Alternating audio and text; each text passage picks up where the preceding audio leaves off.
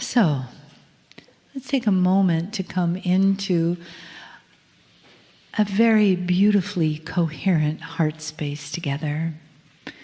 All of us breathing softly, deeply into that place of gratitude, into that place of appreciation for you being here, for us being here together, for the family that we are.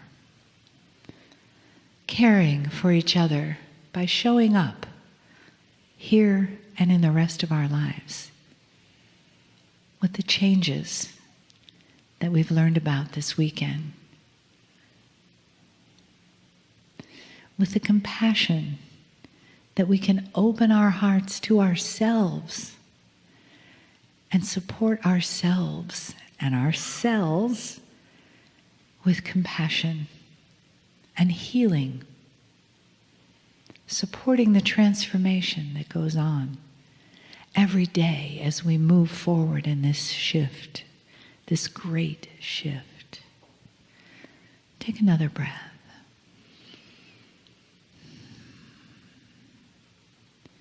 And allow yourself that yes inside, that this is who I am. This is the love that I am. This is the compassion that I am. This is the wisdom that I am. And this moment is the moment of openness and love that I am here for. And I am ready to receive each beautiful piece of light, love, and wisdom from Kryon. Greetings, dear ones. I'm Kryon of Magnetic Service. It's a simple channel.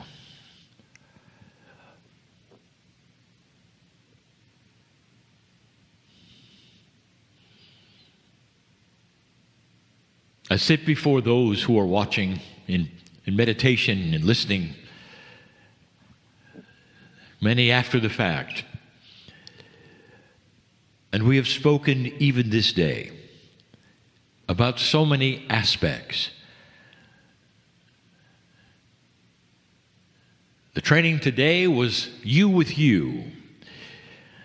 It was how to receive, maintain, understand things like coherence.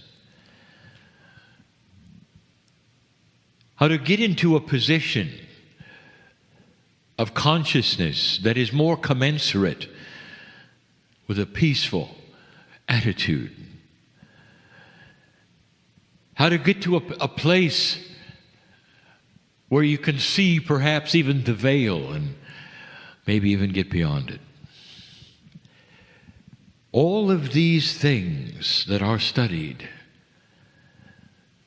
in these days and other days, and even alone in books and research, the human being continues to seek that which is invisible. You might even think the human being is saying, well, I know there is more. I'll tell you, there is more. And that is intuitive, is it not? That is something your innate tells you. And that's why you search and search. That's why some of you ask the questions, am I doing it right? Am I doing it wrong? Because you're aware of things that might step on it and stop it. And we've told you there are. We've told you that fear stops most things, and that love and compassion is the accelerator. All of these things you bring to yourself personally, one by one, as you examine your own life.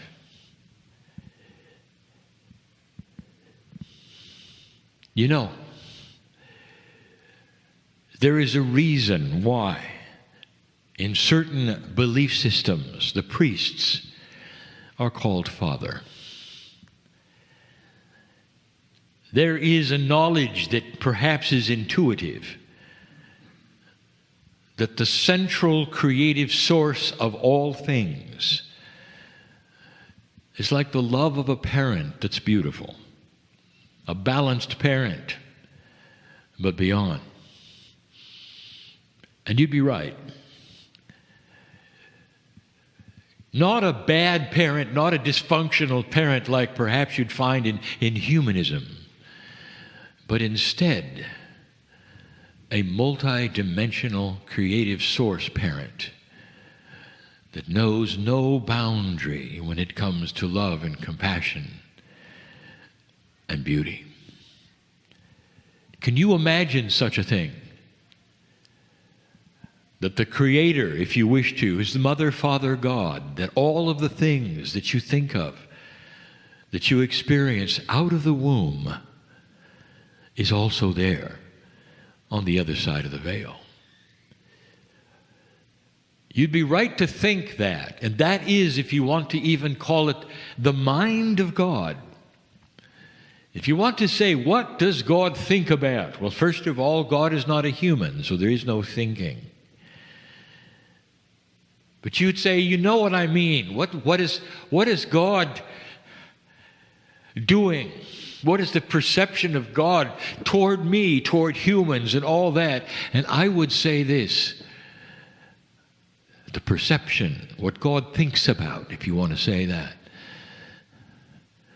is you. Life that has been created by the Creator is like sons and daughters that you as parents would have created through your biology and your love and the raising that you would do as parents. This relationship between what you have as parents and what the creative source has is correct. If you want to know, is there a symbioticness? Is there a comparison that you can have between the creation and you as parents? And the answer is the closest one that you can conceive of. It's the closest one. And so therefore, a lot of the things that you strive for truly are already answerable if you apply that symbiotic relationship that you would have with your parents or that you'd have with God. You need each other. Does God really need you? And the answer is God needs love. If you even want to say need or appreciation or any of these human being words that don't apply to the Creator, it's the best you can do to know that there is a symbiosis, a need, a want, a desire to communicate and to love and to have you actually open the door and say, oh, there you are. If you had children that were lost or behind a veil, if you had that, if that were something that were even possible, if you could create a story that was that way, and as they chip through that wall and that veil, and finally there's a breakthrough, and you see one another, how do you feel? You may have lost them for years, and there's a breakthrough, and they see you, and you see them. How do you feel? You both are weeping with a breakthrough. That's God. You want to know the mind of God? Is waiting for you to have the breakthrough. Now, I gave you a channel a moment ago called connection. I want this to be communication. It's one thing to connect, and it's another thing to communicate. And for so many eons, humans haven't even had the connection. Not really. Not really. They thought they did within the meditations, but we've said it only takes you to the wall. And that veil that you see reminds you you're not really across it yet, and you wonder what's on the other side, this veil between you and God. But even as the greatest meditators, they're simply going to that wall, that place, and there they remain, because it feels great. You're almost there. But the breakthrough is when you connect and communicate. That's a different thing from meditation. Meditation, you sit and you assimilate all things and you're one with all. And this creates a paradigm that's beautiful for you. You are one with everything. But if you can communicate, you don't have to sit and meditate at all. You can stand and do. And that's the difference. And there are so many humans right now starting to understand the plan is for you to discover what's on the other side of the veil. That's the plan. If you had to say, what's the plan of humanity? It's discovering God. That's the plan. If you say, I came in with a contract, what's my contract? And that's to sit and discover how to be loved by God. That's the contract. And you would say, no, I mean the other things. Am I supposed to do this or do that or whatever? And the answer is, forget that. Your contract is to open the door. Because once you have communication, all of the other questions are answered. Do you see that? There's one who asked today, well, I've tried this and tried this. I really have. And she did, and she has. God bless her, she has. But the thing she didn't do was to wipe all of those things away and sit and be loved. Just sit and be loved. One of the hardest things you can do, dear. Just sit and let the love of God wash over you so completely that you have to laugh and smile about all the things you were trying, because then you realize the synchronicity will line them all up, and all you have to do is let God love you. The shields that are put up by all of you at some level stop this from happening. And the shields are survival. And we have said this before. And the survival of being with others, of what they think, and the fear of failure, and you can start listing what they might be, and the lack of self-worth. And again, am I doing it right? Am I doing it wrong? Not understanding. All of those are shields against the love of God. All of them. Could it be this simple? I will tell you this, that even in the highest of science, of chemistry, of mathematics, there is an axiom that says that sometimes the simplest things are the solutions. It doesn't have to be complex. You don't have to jump through hoops. You don't have to go through processes and procedures and climb stairs to be worthy of being loved by God. All you have to do is know it. Maybe it's time for those listening to sit and be peaceful and go into that which is coherence, being one with all things, and saying, perhaps even out loud, I am ready to be loved.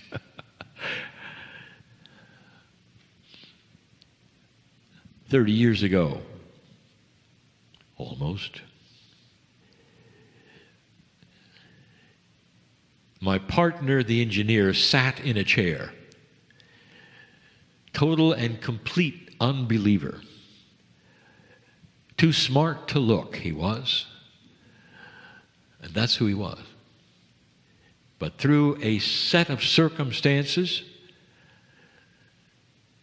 he had to sit in the chair and ask the question of spirit, is this real or not? Show me or we quit. I'll tell you, at that moment there was rejoicing. He just gave permission to be shown. Do you see this? He just gave permission to be shown.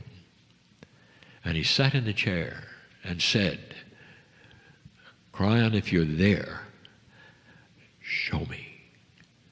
And what happened next to him is his story, is history. And the one he always tells, and he began to weep, and he didn't know why. And he was overcome with love, and he didn't know why. He didn't even recognize what it was. He popped out of the chair angry because he wasn't ready to cry. Like most men, he wasn't ready to cry. But he sat down again because he wanted to see if it was a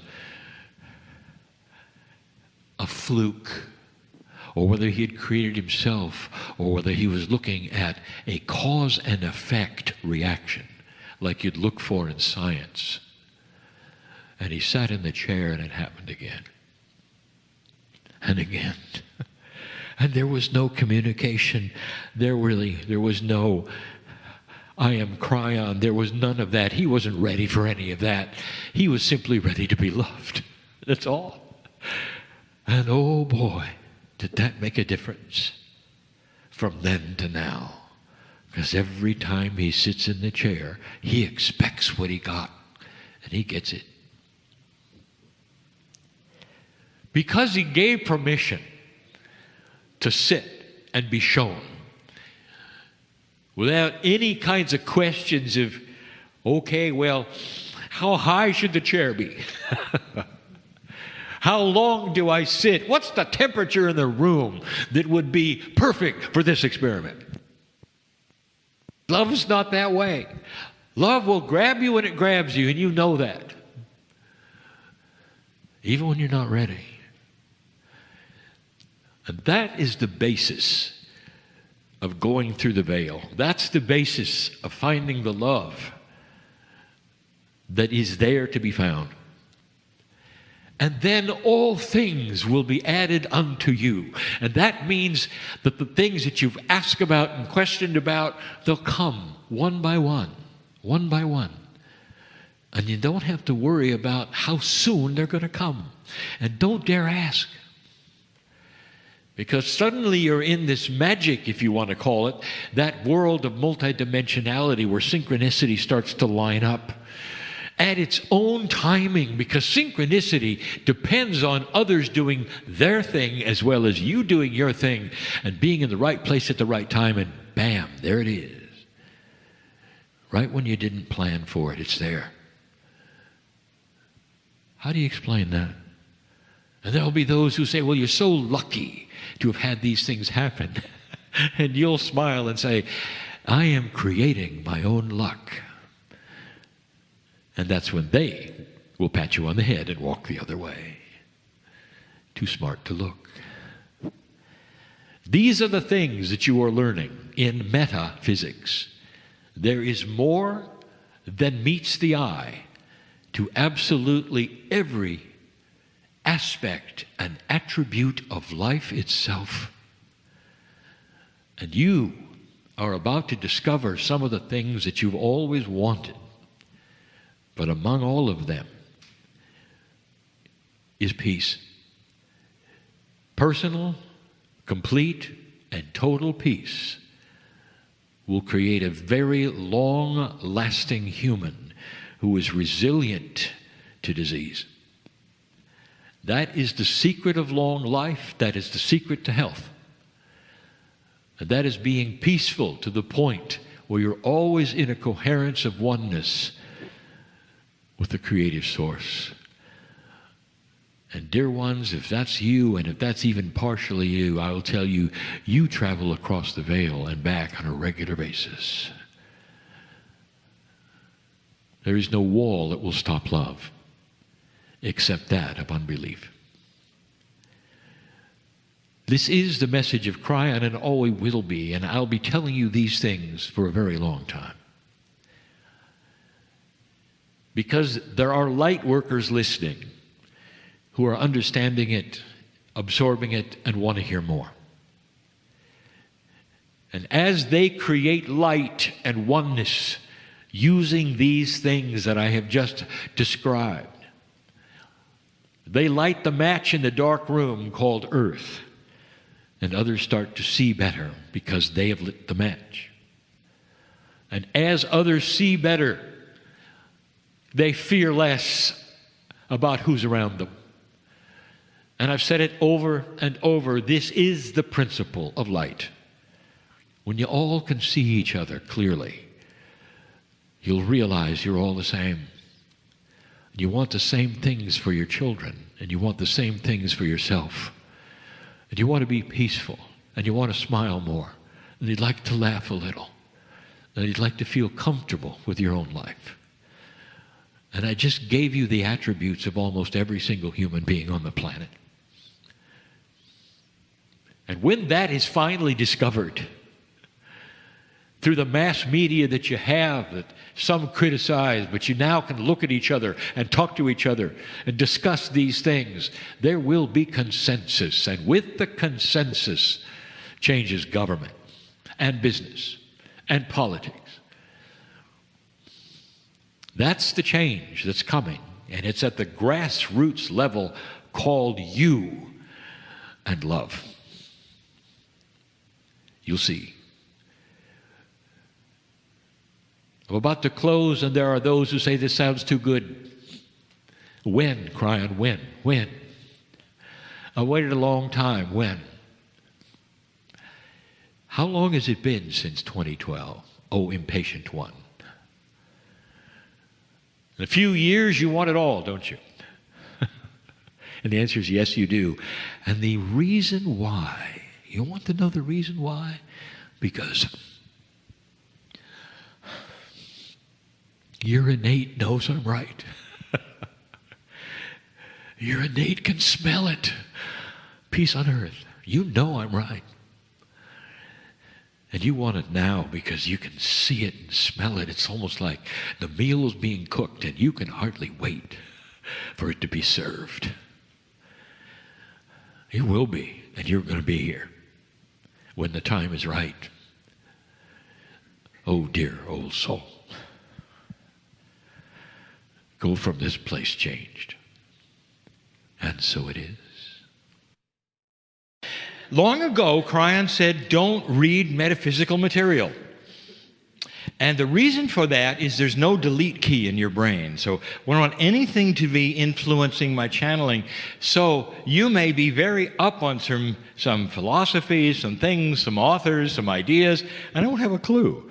So you're going to ask me these questions and I'll say, I don't know. I mean, and there'll be those who say, this guy doesn't know anything. This is about what Kryon has said and the kinds of things that you've heard me talk about, perhaps.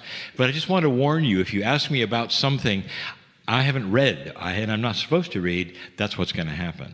Also, I tend to be as complete as I can, so sometimes the answers are longer, only because I want to be as complete. If I don't know something and I know part of an answer, I'll give you that. Okay, so what we're going to do is I'm going to give Monica the mic, and let me just make sure we get it on here. There we are. Good. He likes me to be the bad guy, so You're the bad guy. if your she has question's to not answered, then I'm the one that's in trouble, That's right? That's right. Don't talk to me about it. Okay, so you had your hand up first. Hello. Could you speak more about the Pope Francis? Sure. She wants to know about hello. Doesn't rewind.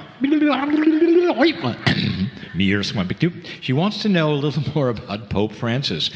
It was when we were at Francis Assisi's enclave. Is enclave the right word I would use? What would you use? It's more the hermitage. Yeah, it's a hermitage. In Assisi, in Italy. In Italy. And we've been there twice. In fact, it's both times we channeled in the same room. And that's where Kryon revealed for the first time that Pope Francis is the reincarnate of Francis of Assisi. Now, and as I mentioned before, in Texas, and I forgot what year it was, when Kryon said you're going to get a new pope. And then 13 months later, we had a pope resign, and then the one from Argentina came in, and he was Pope Francis. Well, Kryon then immediately said, this is a wild card. And sometimes I will post the actual words that Kryon said about Pope Francis, our current one. He said, this is the pope that's going to make a difference and is going to change the church. Then when we go to Italy, and he starts talking about who Francis was of Assisi, I never knew this story. And Kryon starts to reveal this guy was never a priest, but he was pure. And in his purity, he saw what the Pope was doing, and the Pope he saw was a crook. The Pope was actually selling forgiveness of sins. So if you want to pay, you can have your sins forgiven. And Francis didn't like that at all. And so he went up against the Pope and verbally, and a lot of people saw that the Pope was a crook, and so they followed Francis. So Francis was getting this big following. Not only that, he loved the animals and he was compassionate and all that. And it got the attention of the Pope, because some of the priests were saying, I want to follow you, Francis. And the Pope then just got a little nuts, and then finally came down and they had a meeting. And basically, Francis of Assisi bribed the Pope. He said, if you will do this, I'll do this. And they had this agreement. And the agreement basically was this: the Pope would stop doing that selling forgiveness of sins, get back to the doctrine that he believed in, that the other popes had, and then Francis would stop all his evangelizing and stuff and follow the Pope. And then in return, the Pope would give him money, because he wanted to build his hermitage. And he wanted to build it for his animals and his zoo and all of the healings that he was doing. He had a lot of lepers there as well. There were those who saw the stigmata on Francis. You know what stigmata is? And were convinced, and also Kryon said, that was the leprosy that he had caught from those in his hermitage. So all of this to say, the fun thing about it is at the Francis of Assisi Church, the name of, do you remember the name? It's the Basilica. The Basilica, there's a picture of this. And the guides are saying that there's a picture of a Pope and Francis meeting, and it's so cool to see this, and they've got this long list that Francis is showing and the Pope was showing. We photographed it, we weren't supposed to. But when the guy was, no pictures allowed. It was so interesting. And you raise your camera and go, no photos. I don't know what they were afraid of, if you were picturing. But we did I keep looking at her because she took a picture and I took a picture. I finally did it with a phone, like that. And there it is, and you can clearly see this list. And the guides say the list is a list of Francis' sins. This is, and the Pope is... No, it wasn't. It was the list of the bribes, the things that Francis wanted from the Pope. So this is all channeled, and the reincarnate thing is channeled, but this is the attitude of Francis. And one of the things Francis, I loved, he realized very quickly that if you're going to change the rules of the church, you cannot follow the rules of how you change the rules. You'd have to ask the Vatican rule makers for that. That has a name of that whole place in the Vatican where they make the rules, and the last Pope came from that place. Forgot exactly what they call that. But what was it? It might have been canon law, but there's a name of those rule makers that actually sit and make judgment on what the Pope wants to do.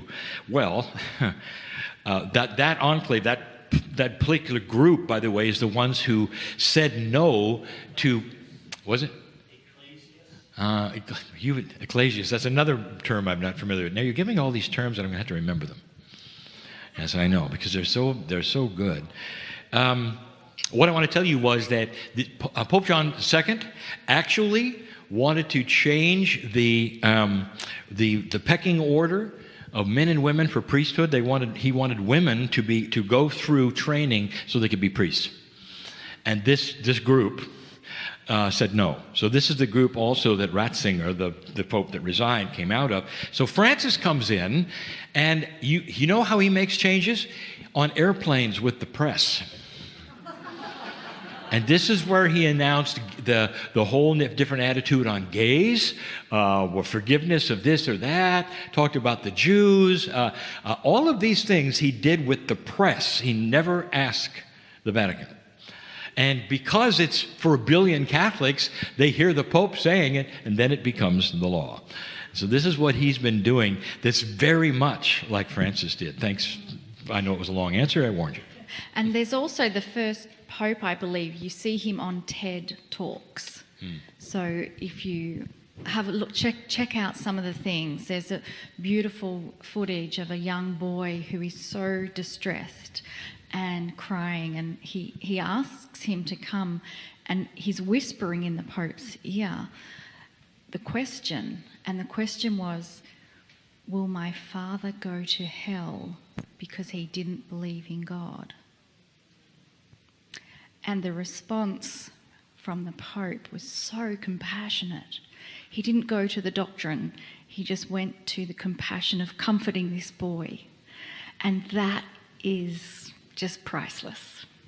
So next question, we're going to just go to the back of the room.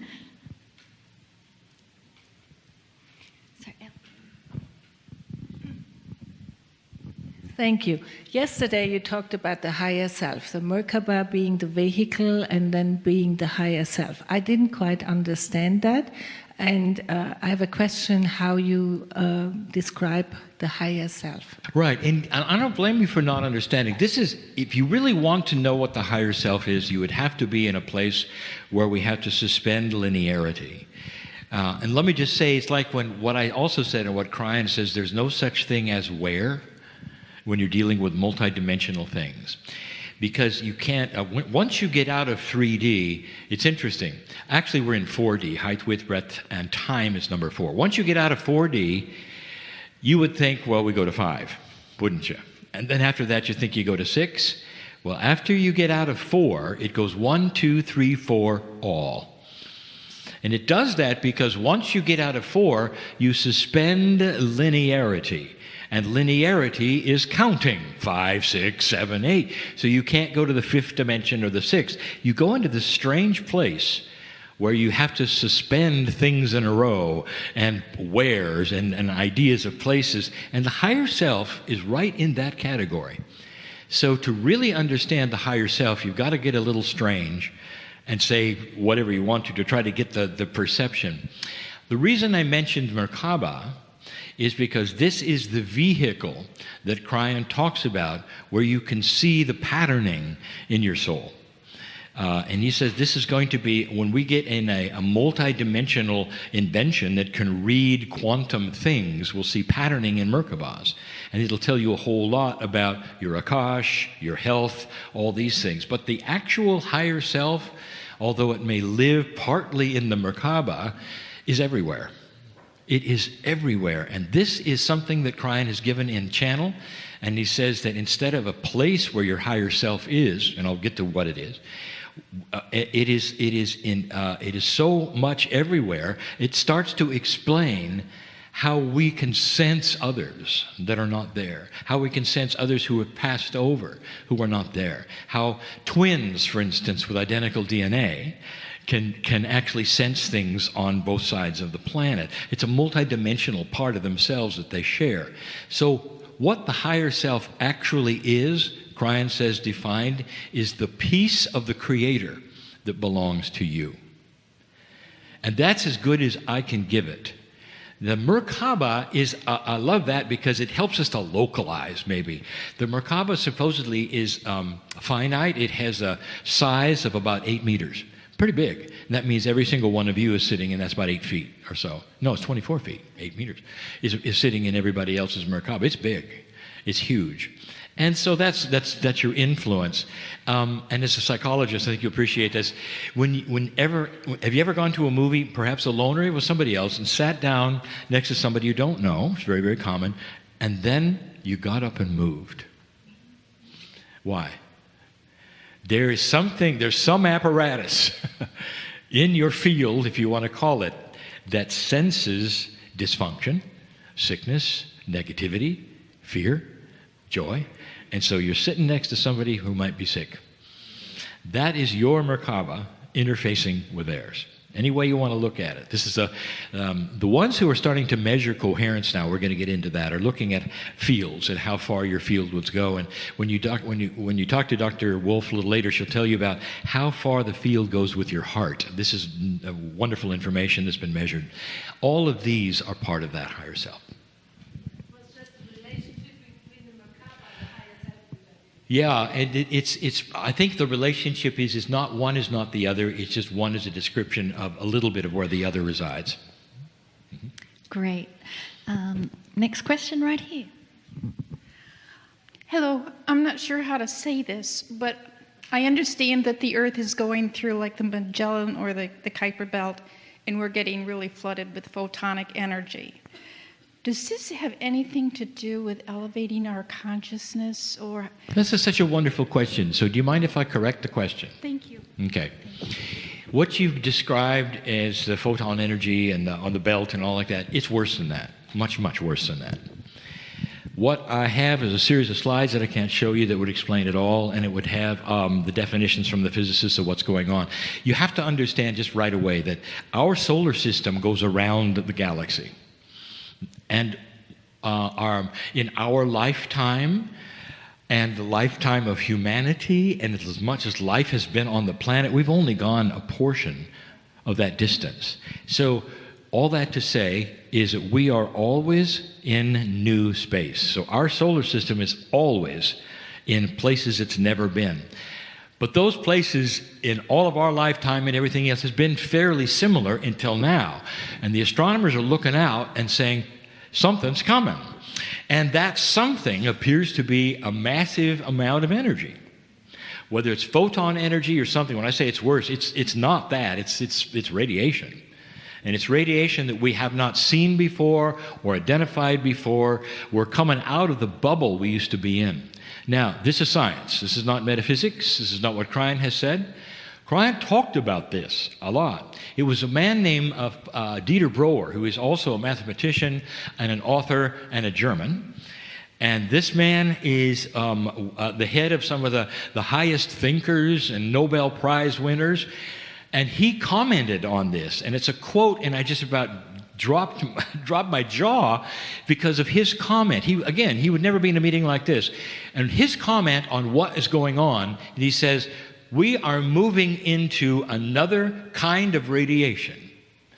He said that may allow humanity to use the highest percentages of its brains, and it's about time. He saw it like Kryon has channeled it. It's an influence that's going to influence our magnetic grid so that we can advance faster. How about that?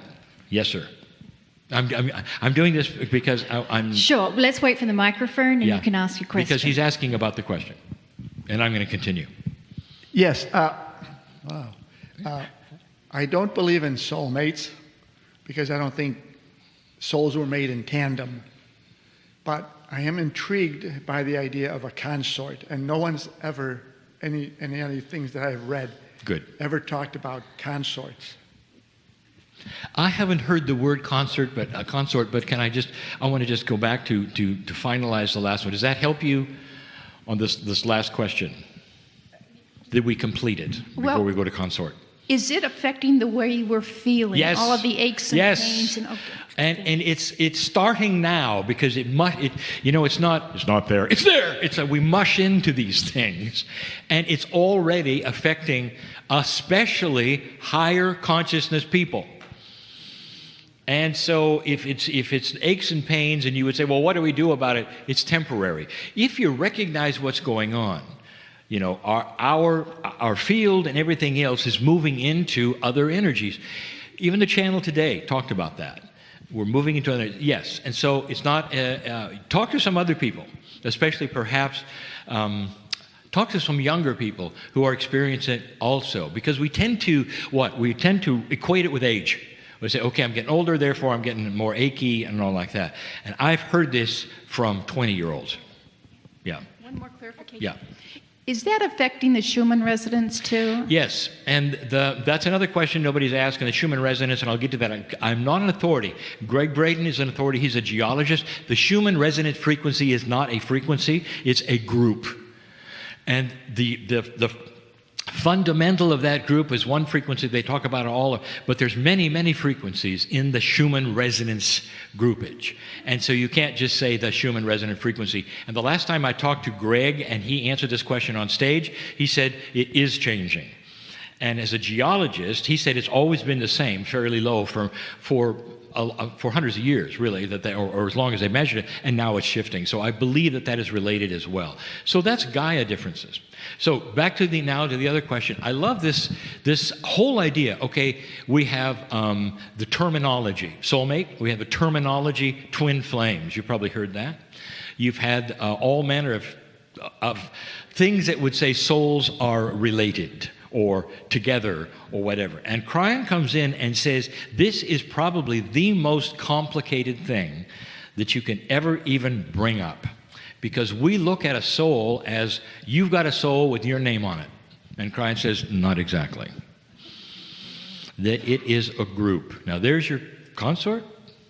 It's a group. Every single one of us has a soul grouping. We don't like that because we want the individuality of us. We are a piece of God. This is what we look like in the mirror, and that's us. And we are, in the linearity, we're singular. We are singular with our name, right up to heaven, our name, judgment, our name. And Christ says, not like that. That there is a consort. There's a soul grouping, which influences then who you meet, what happens, and if you've been together before, or there's a Akashic remembrance, and so the grouping is affected. When you die, Kryon says part of you splits out and stays with the people who love you. Now, that means that you're part of their group suddenly. This is really complex. So it's more than just a soulmate or twin flame or something. And you're right not to believe in that because it's so linear. I love that. We are asked to get out of the linearity, and just back to the higher self question, and think beyond that singularity that we always look at about us being one thing. I love the philosophies of some of the ones that I've met, and especially when you sit and talk to a Hindu or a Buddhist about the one with everything and how they explain things. And it's so unusual. And what makes it so unusual is they really have a handle on getting out of the linearity of it and seeing a much larger picture of who and what we might be in relation to every other soul, every tree, everything. And it's just a beautiful idea. And then Kryon says, get used to that, because this then starts to describe your soul. So it's out of my purview of explanation, obviously, but that's as far as I can go with it. It's a lot bigger than we think. Next question.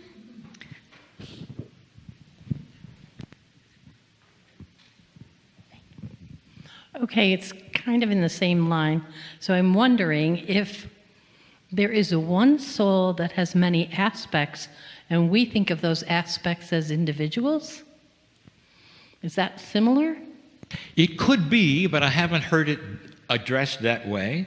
Kryon has not spoken of it, so I'm not going to speak of it anymore, because I don't want to say anything that Kryon has not specifically addressed.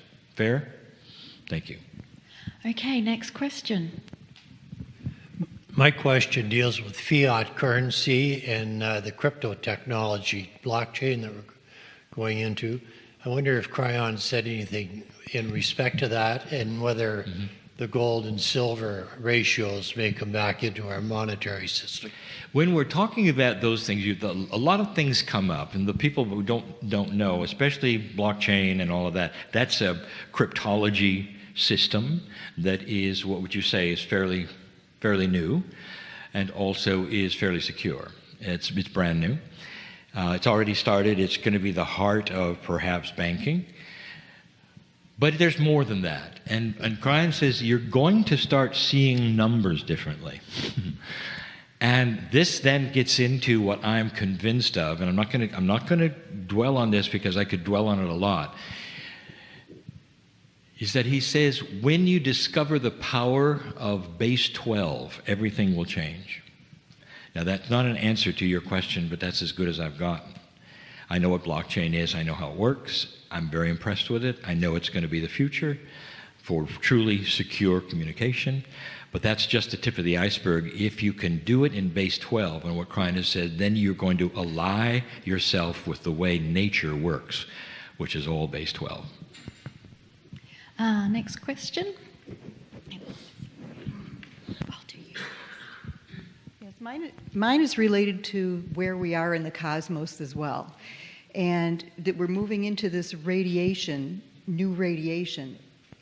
Is it that we are going to be recalibrating to be able to withstand it, and maybe it's not going to bring like more cancer and stuff like that to us? Now, so we use the word radiation, and the bias is therefore there to see it as we know anything that radiates right now, and it's always dangerous. So let's call it a new field of energy. Science is calling it radiation because by the definition of it, it qualifies. But the bias we have is scary. So let's call it a new energy field we're going into. And what's going to happen, according to both Dieter Broers, who I just gave you that information, and what Kryon has said, it affects our magnetic grid. That is where this transfers to. And that is connected to our consciousness. Now, again, remember, I'm very much into the Global Consciousness Project and what HeartMath has discovered, where they now know consciousness is energy because it can affect the magnetic grid. So it goes both ways. So suddenly, there's a link between the magnetic grid of the Earth and how we think. It's also related to astrology. And so in there, I'm getting it. So whatever that field is we're moving into in space is going to affect our magnetic grid and give an allowance for higher thinking.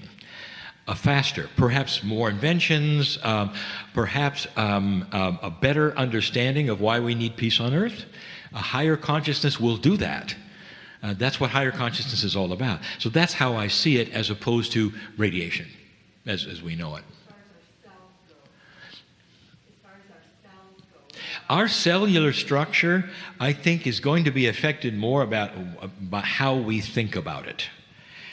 Kryon has always said our cellular structure is apart from the consciousness that we carry, and that's why it's important for our consciousness to address the cells, because they're waiting for the boss to talk, and we're the boss. So the cells are not going to be affected by the radiation like it would be for a machine that radiates and your cells feel it. It's going to be your consciousness that is affected more than... And honestly, there are some who see it as dangerous. Look it up if you want to see. We're moving into a new part of space. Some are just looking at it in a linear way, saying, woe is me, what are we going to do? And then you've got the smart ones who are looking at it and going, wow, this may affect humanity's ability to have peace on the planet. Yeah. Okay, next question. Back to the radiation. As Kryon talked about, we live in this sea of electromagnetic radiation with the electromagnetic fields. And as everything's becoming more wireless, we're simply increasing everything with cell towers, whatever. And does he address this at all? He's not addressed it specifically, and I feel that Kryon would if there was imminent danger. Here's what he has said, which you're not going to expect. That those who are born into this will have eventually an affinity for it, and so their children will deal with it far better than we do if there's an issue. That's wild. It's the same thing he said about pollution and children having larger livers. Acclimation.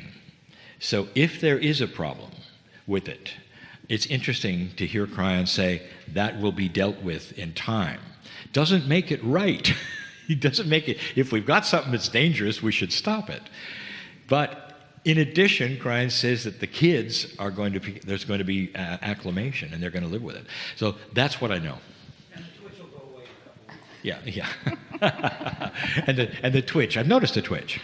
Right, so. Your name, I love you, you're adequate. Okay. Next question. Hands.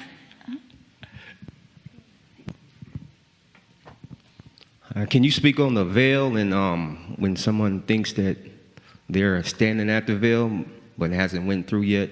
What are some of the things that we can do to pass through? Yeah, there's recent channels on that, and maybe Monica can even help you right now with me. We're talking about, let me rename it, Kryon calls it the wall. Okay? And when we were in the Azores, and perhaps you heard it or not, and that's why you're asking a question or not, but there were 2 channels on the wall. And it talks about what happens even when meditators and all go up to the veil. And it's so interesting because it's almost rewriting what we think about what the veil is. Number 1, let's define it as I know it. The veil is that place where you cannot see beyond with the intellect we have and the emotions we have and with the mind we have. And beyond that veil would be the things that we cannot see yet, not just inventions and all, but spiritual things, like the power we have, or perhaps the compassion we're trying to find, or things that are hidden a little bit from the veil. So forever, we've had this idea that there's a veil that separates us from God. I have a book, Beyond the Veil. So even we have used it. Now, here's what Kryon says. Are you aware that the veil is moving? So think of this. For instance, think of the veil as disguising some things. And here comes a new energy. And the veil starts to move back. And it shows us some things we never saw before because it moved. So that is like maybe cart before the horse. Most people don't think about the veil as moving. But then, what if you go up to it and you really want to go beyond the veil? And Kryon then has described that and in these 2 channels called the wall. And it's so fascinating because he even says that the greatest meditators on earth, let's say they're in India, let's say that's all they do all their lives is meditate, meditate, meditate, meditate. All of their doing is picking up the phone to God and listening to heavy breathing. That they are not getting past just being at that place that is really knocking on the veil. I loved that. And that if you can get beyond that veil, that's where the communication has. You can get beyond the veil. So each one of us specifically has a different, unique veil that we're looking at. And some of those veils are very close to us in belief. We can't even get past the idea of reincarnation or something. And some of the veils are quite far away, and we're going to them because we have all of this belief and all of this training, and we have compassion, and we're light workers, and we're standing there saying, I want to go further. And Kryon says, you can't. One of the first things he said, and this was a shocker to me, said, you want to know how to facilitate going beyond the veil? The first thing is sit down and don't be afraid to be loved. So now we know it's all connected with compassion and love, because that's where you're going, beyond the veil. That's where you're going. You're not going to go to anything odd or strange. You're going to go right to the love source. Does that help you? Next question.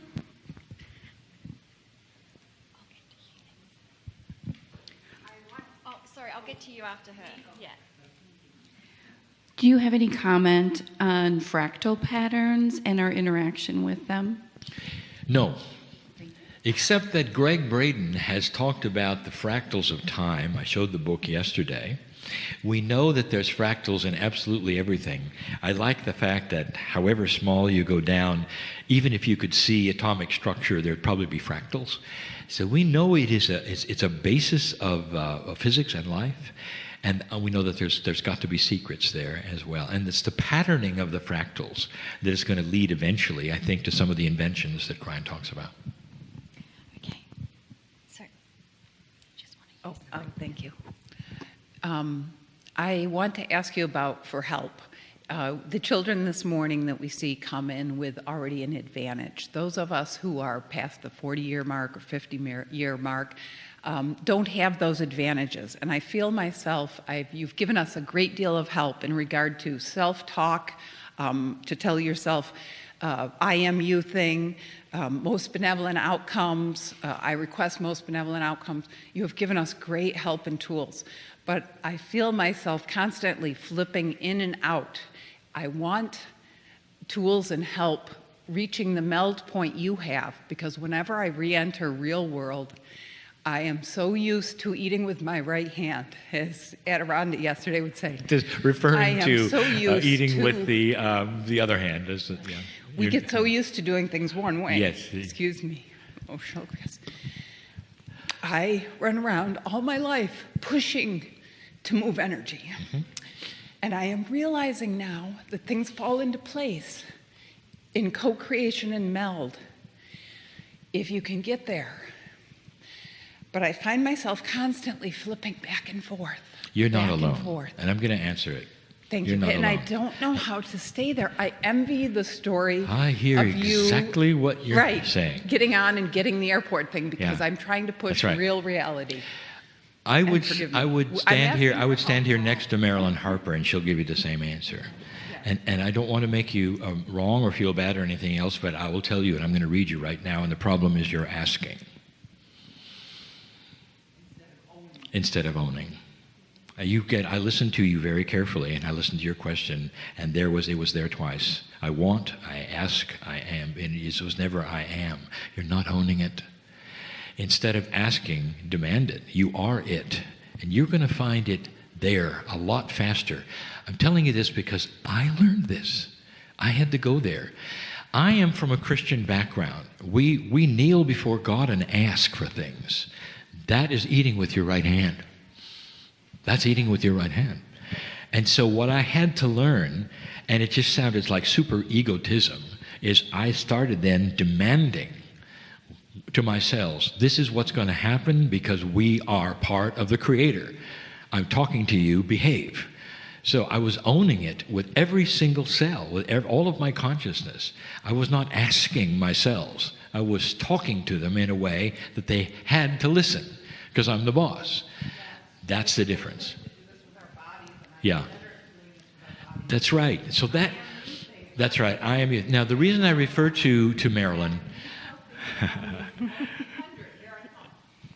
Excellent. You do have a hard time. Marilyn has answers. Are you in her course tomorrow? Yes. I think when you get Can there... we ask Marilyn to just chime in? We're going to ask Because Marilyn as well to chime in here. I love to hear Because Marilyn. she really has a lot to contribute. She's got some exercises as well. Yeah, we do some exercises tomorrow to help you. And great question, great answer. You know, you do get the opportunity to get beyond what your logical brain is telling you that is happening and really own, just say, you know, this is who I am and this is what I'm doing. Tomorrow we do several exercises to help you distinguish that, to help you understand what it feels like to absolutely trust something that your logical brain is saying, I can't do that. It's one of those things that when we, and it's an opportunity. And as long as we view it as an opportunity, instead of view it as a challenge, you see the difference? Then it gives it hope. Then it says, we can move through this. We can accommodate that. We can teach these cellular bodies new energies and new vibrations that they may not have done for 1,000 years. And that's what we do tomorrow. And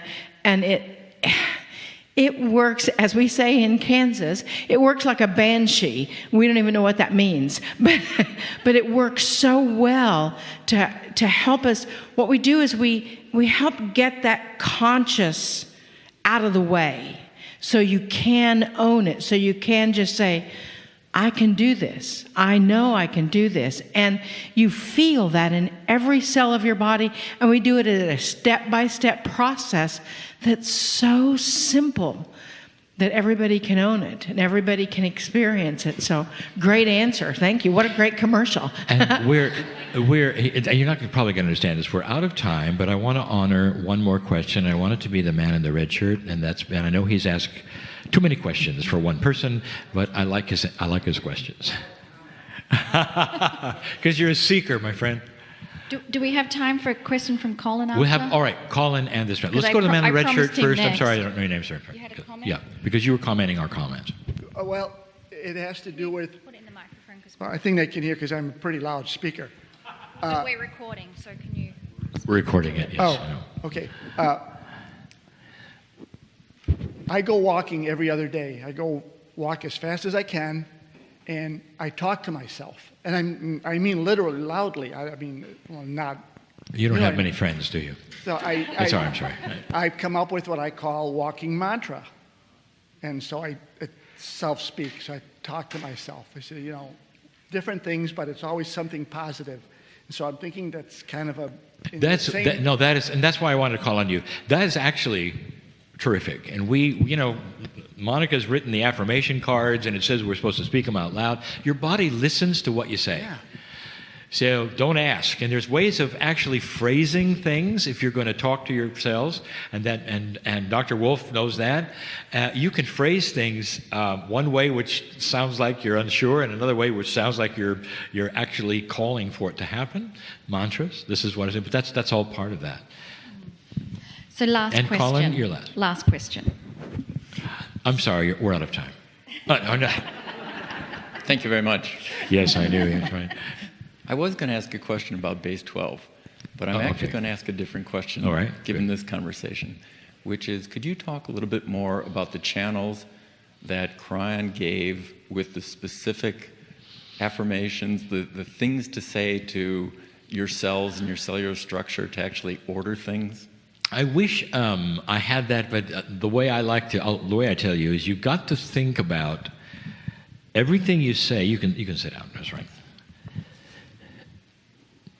There may be a channel where we've given specific things, and Monica may remember which one that was, because I don't remember all the channels. But the one that I like the most that has this is that he said, whatever you say out loud or think out loud is almost like a menu in a restaurant.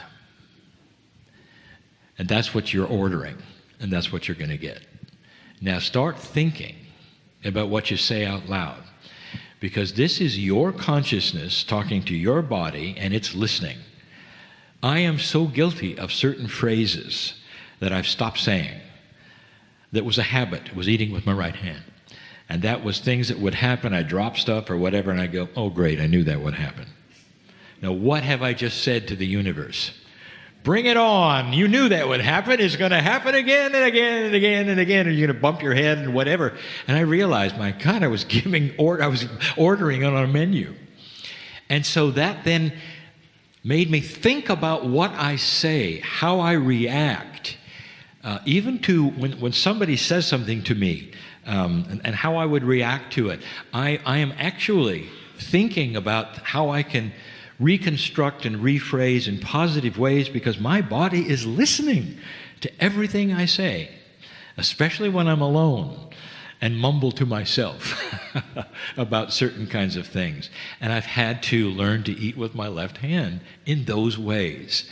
And so you start rephrasing and rethinking, and in all of these things I am careful. I'm never asking for anything, ever. It's me talking to me. That's what I have the answer to that one. Thank you. Now, I have instructions for all of you.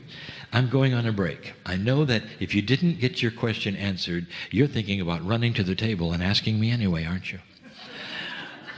I'm not available.